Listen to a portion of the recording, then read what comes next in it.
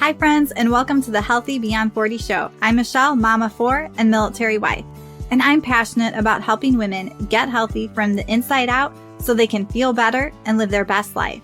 Do you feel like you're struggling to lose weight and get in shape? If you're ready to develop healthier habits, exercise consistently, and lose weight sustainably, then you're in the right place.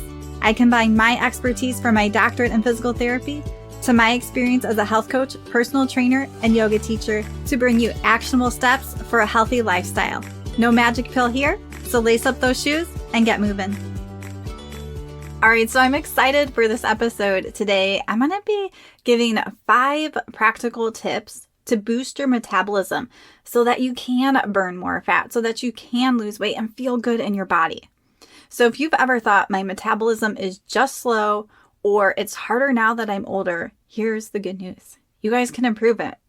We can change our metabolism. We can make our metabolism work for us. And you don't have to do anything crazy to make that happen. And you guys are probably going to be quite surprised by tip number 5. So make sure that you stay till the end. All right, so let's start with tip number 1. Tip number 1 is to move more. And first, I want to define what movement is for me or how I talk about it. So movement is just sort of getting those steps in, moving our body. It is different from exercise. Exercise can be cardio where we're really getting our heart rate up and keeping it up, or it can also be like that strength training. So movement is just like moving our body. It is, walking from our car into a building.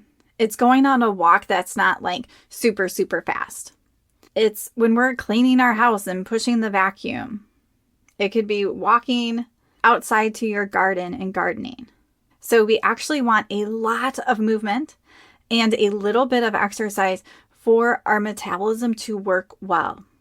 So I'm not talking about going to the gym 7 days a week. I'm just talking about ways to add more movement into your everyday life. Just simple movement. And we have to think about this now because we live in a very sedentary society. My job right now is sitting and recording this podcast, or I sit on health coaching calls, or I sit and create people's exercise programs in my personal training app. Despite being here for health and fitness, my job is mostly sedentary. And I know a lot of you guys have more sedentary jobs too. So we're sitting at work, we sit to scroll on our phones, we sit to relax, and we are really never meant to live this way. So we actually have to be very intentional about moving. So for me, that looks like going on 1 to 2 daily walks. Like if I probably lived 100 years ago, I probably would be like working the garden and helping with animals, and the cleaning just would have been more vigorous that you had to do around the house. So we have to take where we are today, and that is more the sedentary society. And we still have to make that work for the way our bodies are designed. And our bodies are designed to move a lot. So for me, I'm going to have to go on 1 to 2 walks a day. And I also want to give you something you can sort of visualize here. So it was 2 or 3 years ago, we went and we were looking at different churches. And this one church had this pastor who was super lean, like very skinny guy. And the whole time he gave his sermon, which was like 20 or 30 minutes, he was basically like pacing around. Like he just kept constant movement. And I was thinking like, man, that's probably why this guy is skinny. Like he's probably doing this in his everyday life. He's probably someone that doesn't sit still a lot, that he's just getting up and moving a lot. And then you can imagine someone who may be overweight, maybe is older or not older, but they sit a lot and they're not getting a lot of movement. And you're probably picturing someone who has more fat on them, who maybe does get up to walk and they're out of breath. So we have choices to make in our life. And I'm not saying we have to like pace and move as much as this pastor. You guys didn't see him, but it was a lot. But it comes back to we have to be intentional about moving our bodies because we don't live in a society that supports the way our bodies are intended to work. So when we get this movement, just these extra steps, extra cleaning, parking far, going for intentional walks, or going for a bike ride, that movement is going to burn fat. It's going to increase our metabolic rate. So our rate at which our body just burns calories, it's going to be bumping that up when we are consistently, there's a key word, consistently getting more movement in. So maybe you could try taking a walk after dinner. Maybe you could get up and do a loop around your house or your office every hour. You can park further away. You can get up in the morning and go for a walk. You could also put on a dance video or some music and just dance and move your body. So don't overthink it. Just figure out how you can move more if you are someone who's not moving a lot. Now, I do sometimes talk to teachers or nurses or things like that who tend to get a lot of steps. But this is for the majority of us who aren't getting a 10,000 steps here or there a little bit. We need to figure out ways that we can keep moving our body more. And let's say you're someone who is at like 3,000 steps. Don't make a goal for 10,000 steps. Make a goal for 4,000. Bump that up. Do it in a really friendly way to yourself, a kind way to yourself. Okay, tip number 2 is to strength train. So if you really want to turn your body into a fat burning machine, you've got to build muscle. And muscle burns more calories even at rest. So if we have 2 people that we can say weigh the same, but person A has quite a bit more muscle than person B, those 2 people could sit all day and person A is going to burn more calories than person B just because they have more muscle. So even when you're sitting or sleeping, your body's going to work harder the more muscle you have. And you guys don't have to go to the gym and lift like super heavy weights. You can do that, but you can also do this at home. You can get bands. You can get dumbbells at home. Like investing in dumbbells, like they're not going to go bad or get old. I have some from college, so that is like 20 years old that I still have. So that's a great thing to invest in because sometimes going to the gym can be hard and you don't have the time, so you won't go. But if you can do a 15-30 minute workout at home, that's going to help to keep you consistent. And so you can also do things like yoga or Pilates. You just want to feel that burn in the muscle.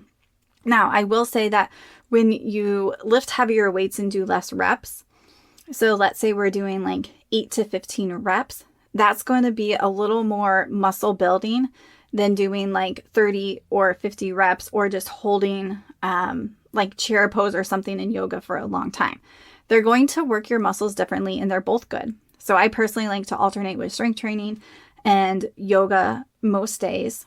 So that way I'm giving my body a rest from that type of exercise too. But I do make sure that I am strength training and sort of lifting some heavier weights 2 to 3 times a week so that I really can take advantage of building muscle. And I am someone who doesn't put muscle on easily. My sister, on the other hand, like she can put muscle on a lot quicker. So our bodies are different too. And especially for me, I know I need to like really make sure that I'm investing in staying consistent and building muscle because on my body type, it just doesn't happen easily. But even if you're someone who can put muscle on easily, I would still encourage you to keep doing that because the more muscle you can have as you age, the more beneficial that's going to be. It's going to help your balance. It's going to help your strength. If you get an injury, our body uses protein from our muscles. So we want to have as much muscle mass as we can. And we don't have to be bodybuilders or be obsessive about it. And I encourage you that if you need help with strength training, and maybe you're tired of digging through YouTube every day only to find random workouts that may not even be teaching you how to exercise correctly, that I've got you. So I have my personal training app where I create custom workout programs designed specifically for each client. And that way you would know what to do each day. There's no guesswork and no wasting time. You'll also get habit tracking, direct message with me, and the support that helps you to follow through.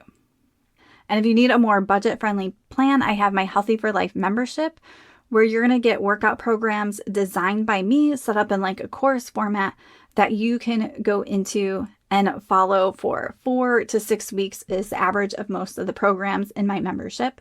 You'll also get access to my nutrition and mindset courses.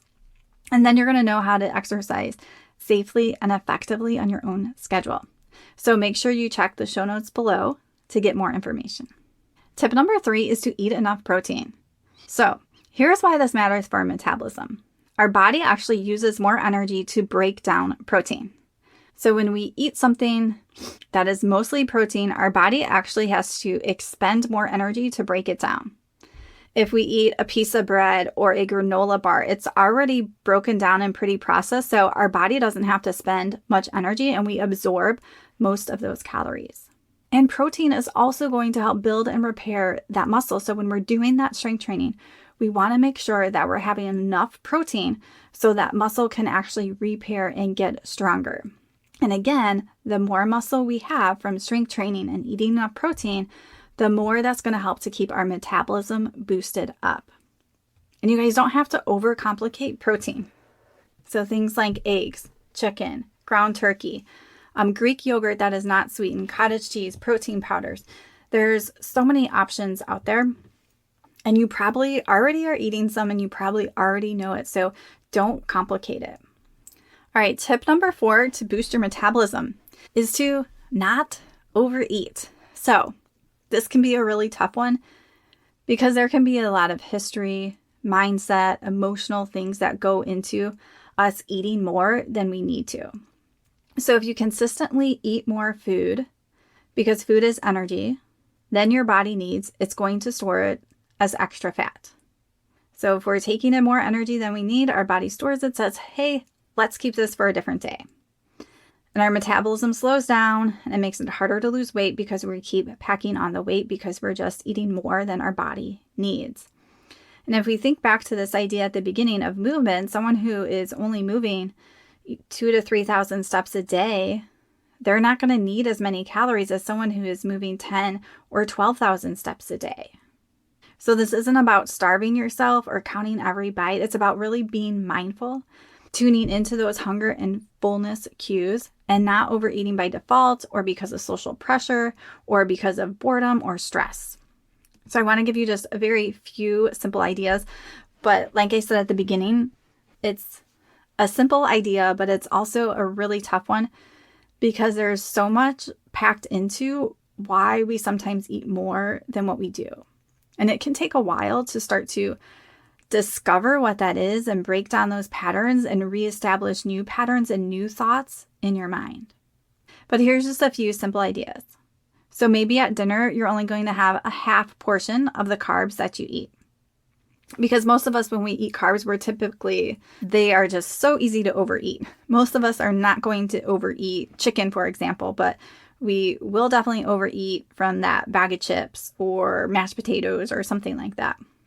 Another idea would be don't eat straight from the bag or the box, is to serve yourself a portion. Because when we eat from a bag or a box, we just keep going. It tastes good and we just keep putting more in our mouth and we really have no idea how much we're eating.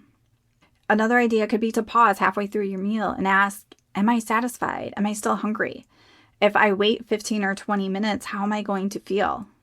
If you think that you might have eaten enough, you can wait 20 minutes and see if you're still hungry and need something. So I know it's a simple concept, but it's not always easy. So I encourage you, if this one struck you a little bit or oh, of course, that's such a simple idea. I know that, I've tried that, is to really just take some time to reflect. What are the situations that you are in that you are eating more than your body needs? What are those emotions and those thoughts? And start to really break that down. Because when you can change this piece, and I've seen it with so many of my clients, sometimes it just takes some time and it takes a lot of trial and error and working with stuff and making that same mistake and doing that same thing, but coming back and restarting and trying again. Because that's when things really start to change. That's going to stick with you for the rest of your life and not just be a diet. And if you're in that place and you know that you're eating more than your body needs and you know that it's not working, but you keep doing it anyways, you guys are not alone. And especially if you're feeling stuck, this is where health coaching can make such a difference. Sometimes we get stuck in these cycles, not because we don't care, not because we don't want to change, but because we're overwhelmed, we're burnt out. We don't really know that missing piece or that next step to take. And that's where I come in. When we work together in health coaching, we can figure out what's really going on and build a plan that fits your life and help to teach you compassion, help to teach you how to restart over as quickly as you can. help to change some of those thoughts that are keeping you doing the same thing. So if you think this might be something you're interested, you can set up a free call with me. It's no pressure, just a real conversation to help get clear about what you might need. And I know it can be hard to reach out for help, but it might be that exact thing you need to break free from the cycles that you've been stuck in for a long time. So check that description down below to set up a free call if that's you. All right, tip number 5. This one might be different than you're thinking, especially when we're talking about metabolism, burning fat. But this is something that I see with my clients, and it's just planning ahead, planning your meals, planning your workouts, prepping your food, all this planning ahead. And I've seen people who go on a diet, maybe like keto, Whole30, or some type of strict program. And when they're on that diet, they put so much energy into planning. I recently know someone who is doing keto, and they had to put a lot of time to prep their breakfast to make sure that they had something to eat at lunch and maybe something different to eat at dinner than their family. And it took a lot of energy into that planning. So, and the planning is part of the reason for the success. So that diet worked for them because they put this time planning and prepping, maybe shopping differently. Maybe they also were planning walks or workouts in there.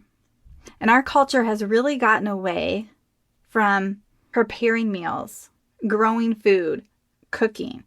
We have so many restaurants. Even if I think back to when I was a kid to now, there's like so many more restaurants out there, so many more fast casual restaurants because people are preparing less food at home and they want the quick thing.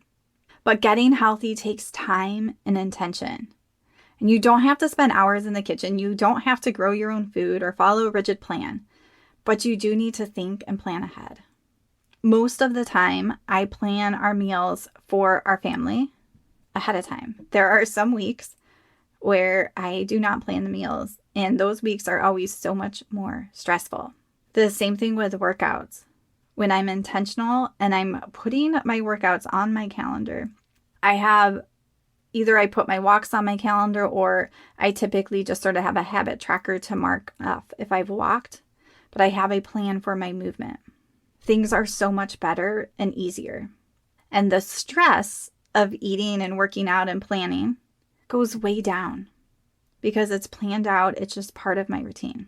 And this planning ahead, I think, is a bit of a mindset piece too. So if you're someone who hates grocery shopping, hates meal planning, hates food prepping, sees it as drudgery, that is something you can change. You may think, but that feels so true to me. I hate grocery shopping. I hate the planning. I hate prepping the food. I don't like planning anything. The thing is, we can start to change our thoughts. And we start to change our thoughts, we can start to feel differently and we can start to act differently. So that thought that needs to change is going to be a little bit different for everybody. So I can't give you guys a thought here to take with because it's just going to be different for everybody what you're thinking and what is going to feel true to you. But I want you to sort of take this big macro view that we're actually meant to prepare food. We're actually meant to probably grow food too, but that probably isn't going to be most of us. But we have to feed our body. We have to nourish our body. And that takes time. And I know that we have busy lives, whether that's kids, work, house, volunteering, Bible studies, all these different things. But at the core of it is we are a person that needs to nourish our body and feed it healthy foods. And yes, we can grab that bag of chips or eat a bowl of cereal. But we know that that's not nourishing our bodies. So I encourage you that if that's you, where you sort of hate planning ahead, most weeks you're not doing it, or you feel like it's drudgery, start to journal. Or if you have my course, the self-coaching system, we do a lot of mindset and emotional work in there, and I teach you how to do that, is to work through those thoughts and start to find thoughts that are more true. So you have thoughts in your head that feel very true to you, but there might be thoughts that are more true than what you're thinking, but you're just not thinking those. So we have to take time to feed our bodies. We have to take time to do a little planning, to go to the store, to maybe prep some food. And I don't do crazy fancy meals here. I keep things pretty simple. So you can still eat pretty healthy and keep things simple. We can get pre-cooked chicken and salad and add some extra little toppings to it. So that doesn't take a lot of effort, but it does take time, planning, and going to the store. And we can look at that with, I get to do this. I get to nourish my body. And when we start to eat healthy food like that for a while, we actually start to feel better. Our bodies feel better. We feel better about ourselves. Our gut works better. So we have this opportunity to nourish our bodies. So are you someone who nourishes their bodies? Is that someone you want to be? And how can you do that? All right, so let me recap real quick. Number 1, move more. 2, build muscle through strength training. 3, making sure that you're eating enough protein to help with that muscle building. 4, don't overeat. And number 5, plan ahead so you don't fall into these old patterns.